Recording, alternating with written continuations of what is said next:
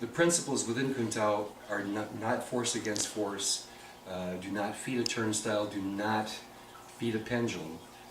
Those principles also work in conjunction with concepts. And the concept is, number one, going to the outside and covering a rear weapon. We're going to deal with that right now. And this is the first step in learning the art. I do not fight force with force. In other words, I'm not going to go here to feed another weapon.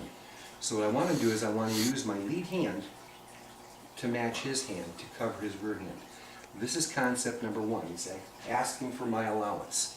At this point, I have many choices I can make, but it all depends on what my opponent does here.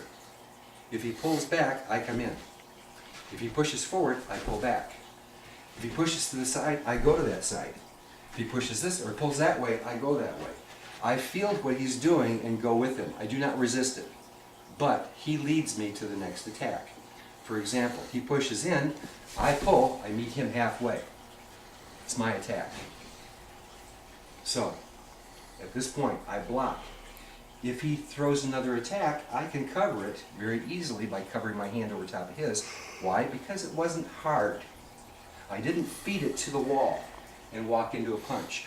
I fed it to the center, was able to catch his next move, and that right there is a nice little lock. His balance is gone, I've got his weapons, it's my attack. So we're not committing a lot of force, we're not committing a lot of energy, we're controlling our opponent by what they feed us. So concept one, the first one, is to pull. At this point, take it down. If this was a grab, pull him forward so he can't kick, put him down so he can't kick and punch and come back up. The second aspect of concept number one is to step back and push. Now at this point here, I'm attacking the elbow, and causing him to turn, which opens up his ribs, opens up his head, and allows me a number of follow-ups. The third aspect from here is to pull back, grab and pull down, which is a trap. The fourth aspect is to pull back and meet him halfway. Now notice my foot, I'm stepping on his foot so he can't move back. I'm collapsing straight into him and backwards so he has to go back. And I have the line of attack. The fifth version of this is the snake. From right here, I pull back and come in, then go down. Now it turns him, it allows me an attack, allows me to throw if I want it.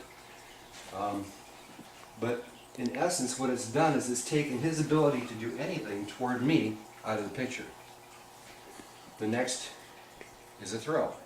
From right here, I go to do the snake. I can't do the snake because he's pulling back. I'll step in, put my foot behind his leg, and give him a throw. Now, the first Anyo, how you practice this are practice forms. And the practice form for concept number one is called Anyo 1. Anyo meaning small form.